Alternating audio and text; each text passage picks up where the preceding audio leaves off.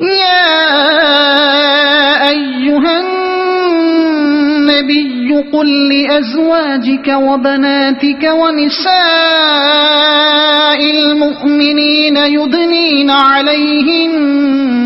من جلابيبهن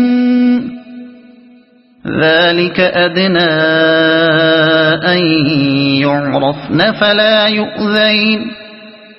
وَكَانَ اللَّهُ غَفُورًا رَحِيمًا۔ اے نبی اپنی بیویوں اور بیٹیوں اور اہل ایمان کی عورتوں سے کہہ دو کہ اپنے اوپر اپنی چادروں کے پلو لٹکا لیا کریں، یہ زیادہ مناسب طریقہ ہے تاکہ وہ پہچان لی جائیں اور نہ ستائی جائیں۔ اللہ تعالی غفور و رحیم ہے۔ پلو لٹکا لیا کریں۔ اصل الفاظ ہیں یدنین علیہن من جلابیبہن۔ جلباب عربی زبان میں بڑی چادر کو کہتے ہیں، اور ادنا کے اصل معنی قریب کرنے اور لپیٹ لینے کے ہیں، مگر جب اس کے ساتھ علا کا صلہ آئے تو اس میں ارخاء یعنی اوپر سے لٹکا لینے کا مفہوم پیدا ہو جاتا ہے۔ موجودہ زمانے کے بعض مترجمین و مفسرین مغربی مذاق سے مغلوب ہو کر اس لفظ کا ترجمہ صرف لپیٹ لینا کرتے ہیں تاکہ کسی طرح چہرہ چھپانے کے حکم سے بچ نکلا جائے، لیکن اللہ تعالیٰ کا مقصود اگر وہی ہوتا جو یہ حضرات بیان کرنا چاہتے ہیں تو وہ یدنین الیہن فرماتا۔ جو شخص بھی عربی زبان جانتا ہو وہ کبھی یہ نہیں مان سکتا کہ یدنین علیہن کے معنی محض لپیٹ لینے کے ہو سکتے ہیں۔ مزید برآں من جلابیبہن کے الفاظ یہ معنی لینے میں اور زیادہ معنی ہیں۔ ظاہر ہے کہ یہاں من تبعیض کے لیے ہے، یعنی چادر کا ایک حصہ، اور یہ بھی ظاہر ہے کہ لپیٹی جائے گی تو پوری چادر لپیٹی جائے گی، نہ کہ اس کا محض ایک حصہ۔ اس لیے آیت کا صاف مفہوم یہ ہے کہ عورتیں اپنی چادریں اچھی طرح اوڑھ لپیٹ کر ان کا ایک حصہ یا ان کا پلو اپنے اوپر سے لٹکا لیا کریں، جسے عرف عام میں گھونگھٹ ڈالنا کہتے ہیں۔ یہی معنی عہد رسالت سے قریب ترین زمانے کے اکابر مفسرین بیان کرتے ہیں۔ ابن جریر اور ابن المنذر کی روایت ہے کہ محمد بن سیرین رحمۃ اللہ علیہ نے حضرت عبیدہ السلمانی سے اس آیت کا مطلب پوچھا۔ یہ حضرت عبیدہ نبی صلی اللہ علیہ وسلم کے زمانے میں مسلمان ہو چکے تھے مگر حاضر خدمت نہ ہو سکے تھے۔ حضرت عمر رضی اللہ عنہ کے زمانے میں مدینہ آئے اور وہیں کے ہو کر رہ گئے۔ انہیں فقہ اور قضاء میں قاضی شرح کا ہم پلہ مانا جاتا تھا۔ انہوں نے جواب میں کچھ کہنے کے بجائے اپنی چادر اٹھائی اور اسے اس طرح اوڑھا کہ پورا سر اور پیشانی اور پورا منہ ڈھانک کر صرف ایک آنکھ کھلی رکھی۔ ابن عباس رضی اللہ عنہ بھی قریب قریب یہی تفسیر کرتے ہیں۔ ان کے جو اقوال ابن جریر، ابن ابی حاتم اور ابن مردویہ نے نقل کیے ہیں ان میں وہ کہتے ہیں اللہ تعالیٰ نے عورتوں کو حکم دیا ہے کہ جب وہ کسی کام کے لیے گھروں سے نکلیں تو اپنی چادروں کے پلو اوپر سے ڈال کر اپنا منہ چھپا لیں اور صرف آنکھیں کھلی رکھیں۔ یہی تفسیر قتادہ اور سدی نے بھی اس آیت کی بیان کی ہے۔ عہد صحابہ و تابعین کے بعد جتنے بڑے بڑے مفسرین تاریخ اسلام میں گزرے ہیں انہوں نے بالاتفاق اس آیت کا یہی مطلب بیان کیا ہے۔ امام ابن جریر طبری کہتے ہیں کہ یدنین علیہن من جلابیبہن، یعنی شریف عورتیں اپنے لباس میں لونڈیوں سے مشابہ بن کر گھروں سے نہ نکلیں کہ ان کے چہرے اور سر کے بال کھلے ہوئے ہوں، بلکہ انہیں چاہیے کہ اپنے اوپر اپنی چادروں کا ایک حصہ لٹکا لیا کریں تاکہ کوئی فاسق ان کو چھیڑنے کی جرت نہ کرے۔ جامع البیان جلد 22 صفحہ 33۔ علامہ ابو بکر جساس کہتے ہیں کہ یہ آیت اس بات پر دلالت کرتی ہے کہ جوان عورت کو اجنبیوں سے اپنا چہرہ چھپانے کا حکم ہے اور اسے گھر سے نکلتے وقت ستر اور عفت معابی کا اظہار کرنا چاہیے تاکہ مشتبہ سیرت و کردار کے لوگ اسے دیکھ کر کسی طمع میں مبتلا نہ ہوں۔ احکام القرآن جلد 3 صفحہ 458۔ علامہ زمخشری کہتے ہیں یدنین علیہن من جلابیبہن، یعنی وہ اپنے اوپر اپنی چادروں کا ایک حصہ لٹکا لیا کریں اور اس سے اپنے چہرے اور اپنے اطراف کو اچھی طرح ڈھانک لیں۔ الکشاف جلد 2 صفحہ 221۔ علامہ نظام الدین نیشاپوری رحمۃ اللہ علیہ کہتے ہیں کہ یدنین علیہن من جلابیبہن، یعنی اپنے اوپر چادر کا ایک حصہ لٹکا لیں۔ اس طرح عورتوں کو سر اور چہرہ ڈھانکنے کا حکم دیا گیا ہے۔ غرائب القرآن جلد 22 صفحہ 32۔ امام راضی رحمۃ اللہ علیہ کہتے ہیں اس سے مقصود یہ ہے کہ لوگوں کو معلوم ہو جائے کہ یہ بدکار عورتیں نہیں ہیں، کیونکہ جو عورت اپنا چہرہ چھپائے گی حالانکہ چہرہ سطر میں داخل نہیں ہے، اس سے کوئی شخص یہ توقع نہیں کر سکتا کہ وہ اپنا سطر غیر کے سامنے کھولنے پر راضی ہوگی۔ اس طرح ہر شخص جان لے گا کہ یہ باپردہ عورتیں ہیں، ان سے زنا کی امید نہیں کی جا سکتی۔ تفسیر کبیر جلد 6 صفحہ 591۔ ضمناً ایک اور مضمون جو اس آیت سے نکلتا ہے وہ یہ ہے کہ اس سے نبی صلی اللہ علیہ وسلم کی کئی بیٹیاں ثابت ہوتی ہیں، کیونکہ اللہ تعالیٰ فرما رہا ہے اے نبی اپنی بیویوں اور بیٹیوں سے کہو۔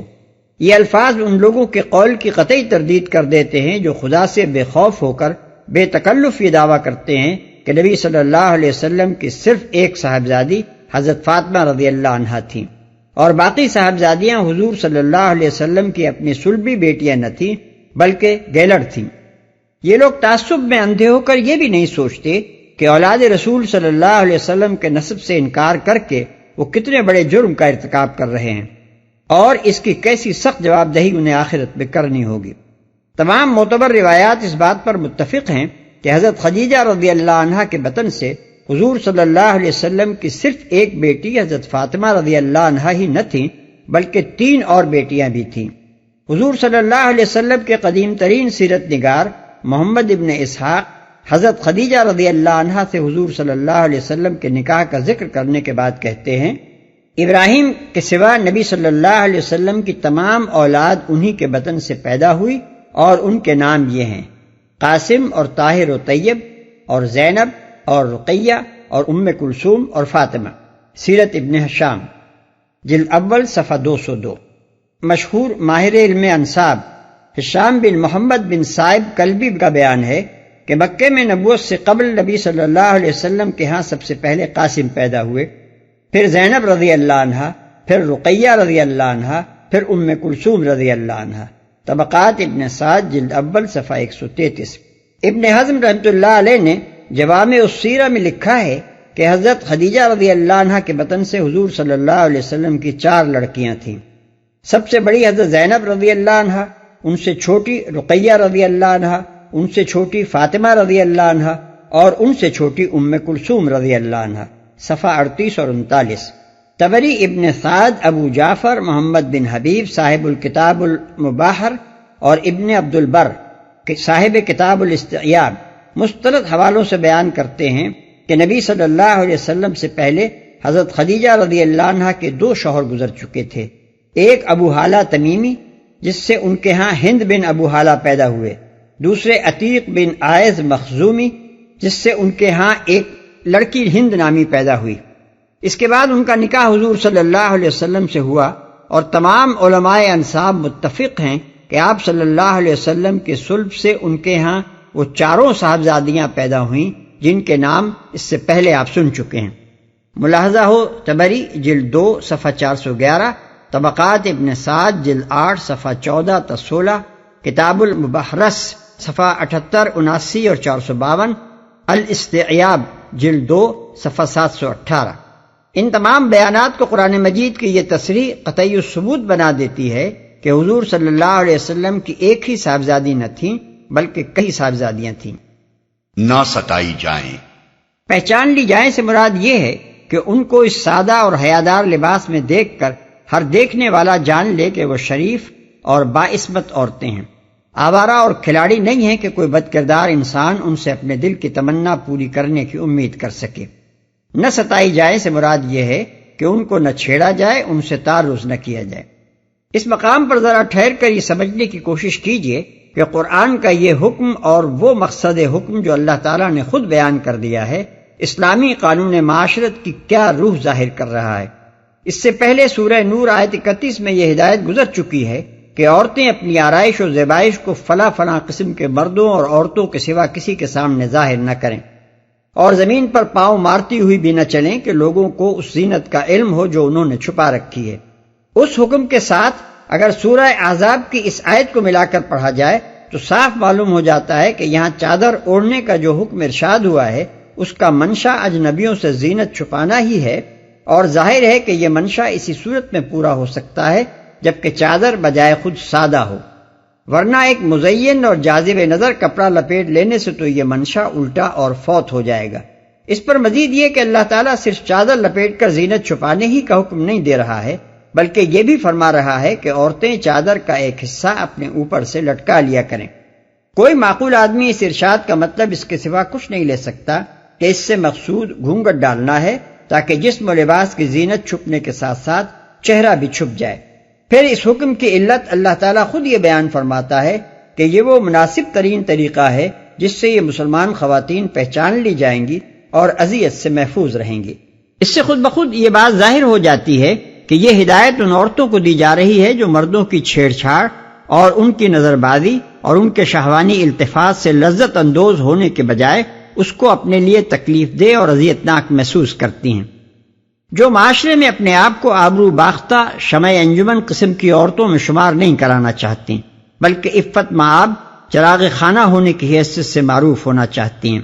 ایسی شریف اور نیک خواتین سے اللہ تعالیٰ فرماتا ہے کہ اگر تم فی الواقع اس حیثیت سے معروف ہونا چاہتی ہو اور مردوں کی ہوسناک توجہات حقیقت میں تمہارے لیے موجب لذت نہیں بلکہ موجب اذیت ہیں، تو پھر اس کے لیے مناسب طریقہ یہ نہیں ہے کہ تم خوب بناؤ سگھار کر کے پہلی رات کی دلہن بن کر گھروں سے نکلو اور دیکھنے والوں کی حریص نگاہوں کے سامنے اپنا حسن اچھی طرح نکھار نکھار کر پیش کرو،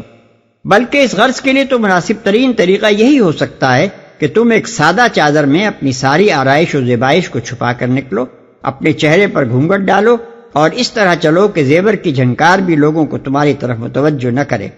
جو عورت باہر نکلنے سے پہلے بنٹھن کر تیار ہوتی ہے اور اس وقت تک گھر سے قدم نہیں نکالتی جب تک کہ ساتھ سنگھار نہ کر لے، اس کی غرض اس کے سوا آخر اور کیا ہو سکتی ہے کہ وہ دنیا بھر کے مردوں کے لیے اپنے آپ کو جنت نگاہ بنانا چاہتی ہے اور انہیں خود دعوت التفات دیتی ہے۔ اس کے بعد اگر وہ یہ کہتی ہے کہ دیکھنے والوں کی بھوکی نگاہیں اسے تکلیف دیتی ہیں، اس کے بعد اگر اس کا دعویٰ یہ ہے کہ وہ معاشرے کی بیگم اور مقبول عام خاتون ہونے کی حیثیت سے معروف نہیں ہونا چاہتی بلکہ عفت مآب گھر گرہستن بن کر رہنا چاہتی ہے، تو یہ ایک فریب کے سوا اور کچھ نہیں ہے۔ انسان کا قول اس کی نیت متعین نہیں کرتا بلکہ اس کی اصل نیت وہ ہوتی ہے جو اس کے عمل کی شکل اختیار کرتی ہے، لہذا جو عورت جاذب نظر بن کر غیر مردوں کے سامنے جاتی ہے اس کا یہ عمل خود ظاہر کر دیتا ہے کہ اس کے پیچھے کیا محرکات کام کر رہے ہیں۔ اسی لیے فتنے کے طالب لوگ اس سے وہی توقعات وابستہ کرتے ہیں جو ایسی عورت سے وابستہ کی جا سکتی ہیں۔ قرآن عورتوں سے کہتا ہے کہ تم بیک وقت چراغ خانہ اور شمع انجمن نہیں بن سکتی ہو۔ چراغ خانہ بننا ہے تو ان طور طریقوں کو چھوڑ دو جو شمع انجمن بننے کے لیے موزوں ہیں اور وہ طرز زندگی اختیار کرو جو چراغ خانہ بننے میں مددگار ہو سکتا ہے۔ کسی شخص کی ذاتی رائے خواہ قرآن کے موافق ہو یا اس کے خلاف، اور وہ قرآن کی ہدایت کو اپنے لیے ضابطہ عمل کی حیثیت سے قبول کرنا چاہے یا نہ چاہے، بہرحال اگر وہ تعبیر کی بددیانتی کا ارتکاب نہ کرنا چاہتا ہو تو وہ قرآن کا منشا سمجھنے میں غلطی نہیں کر سکتا۔ وہ اگر منافق نہیں ہے تو صاف صاف یہ مانے گا کہ قرآن کا منشا وہی ہے جو اوپر بیان کیا گیا ہے۔ اس کے بعد جو خلاف ورزی بھی وہ کرے گا یہ تسلیم کر کے کرے گا کہ وہ قرآن کے خلاف عمل کر رہا ہے یا قرآن کی ہدایت کو غلط سمجھتا ہے۔ اللہ تعالی غفور و رحیم ہے، یعنی پہلے جاہلیت کی حالت میں جو غلطیاں کی جاتی رہی ہیں اللہ اپنی مہربانی سے ان کو معاف کر دے گا، بشرطے کہ اب صاف صاف ہدایت مل جانے کے بعد تم اپنے طرز عمل کی اصلاح کر لو اور جان بوجھ کر اس کی خلاف ورزی نہ کرو۔ لئن لم ينته المنافقون والذين في قلوبهم مرض والمرجفون في المدينة لنغرينك بهم ثم لا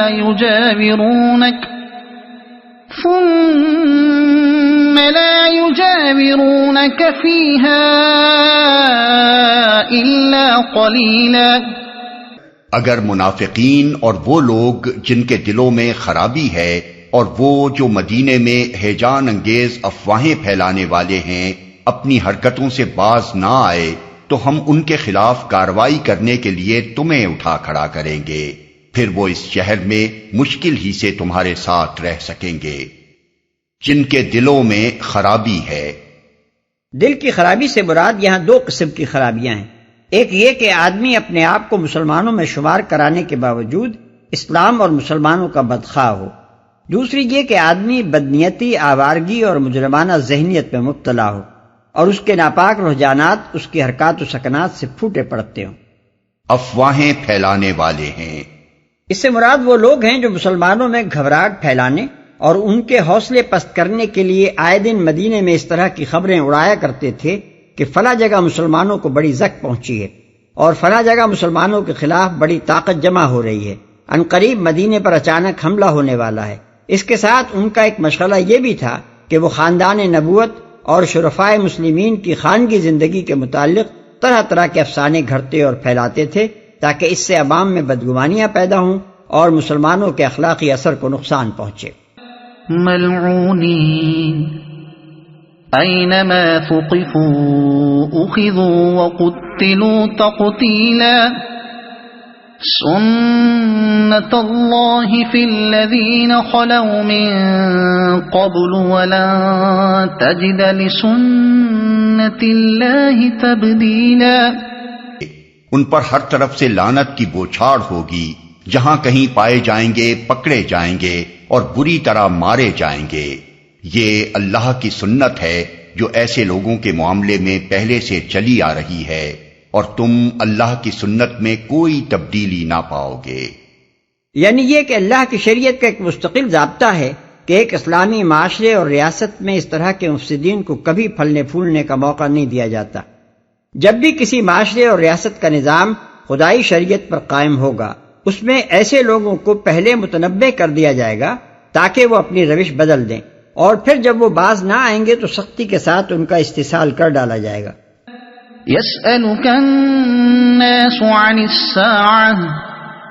قل إنما علمها عند الله وما يدريك لعل الساعة تكون قريبا۔ لوگ تم سے پوچھتے ہیں کہ قیامت کی گھڑی کب آئے گی، کہو اس کا علم تو اللہ ہی کو ہے، تمہیں کیا خبر، شاید کہ وہ قریب ہی آ لگی ہو۔ قیامت کی گھڑی کب آئے گی؟ رسول اللہ صلی اللہ علیہ وسلم سے یہ سوال عموماً کفار و منافقین کیا کرتے تھے، اور اس سے ان کا مقصد علم حاصل کرنا نہ تھا بلکہ وہ دل لگی اور استہزاء کے طور پر یہ بات پوچھا کرتے تھے۔ دراصل ان کو آخرت کے آنے کا یقین نہ تھا، قیامت کے تصور کو وہ محض خالی خولی دھمکی سمجھتے تھے۔ وہ قیامت کے آنے کی تاریخ اس لیے دریافت نہیں کرتے تھے کہ اس کے آنے سے پہلے وہ اپنے معاملات درست کر لینے کا ارادہ رکھتے ہوں، بلکہ ان کا اصل مطلب یہ ہوتا تھا کہ اے محمد صلی اللہ علیہ وسلم، ہم نے تمہیں نیچا دکھانے کے لیے یہ کچھ کیا ہے اور آج تک تم ہمارا کچھ نہیں بگاڑ سکے ہو، اب ذرا ہمیں بتاؤ تو صحیح کہ آخر وہ قیامت کب برپا ہوگی جب ہماری خبر لی جائے گی۔ ان اللہ لعن الکافرین واعد لهم سعیرا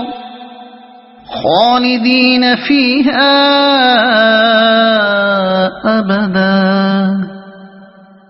لا یجدون ولیا ولا نصیرا یوم تقلب وجوہهم فی النار یقولون یا لیتنا اطعنا اللہ واطعنا الرسولا وقالوا ربنا إنا أطعنا سادتنا وكبراءنا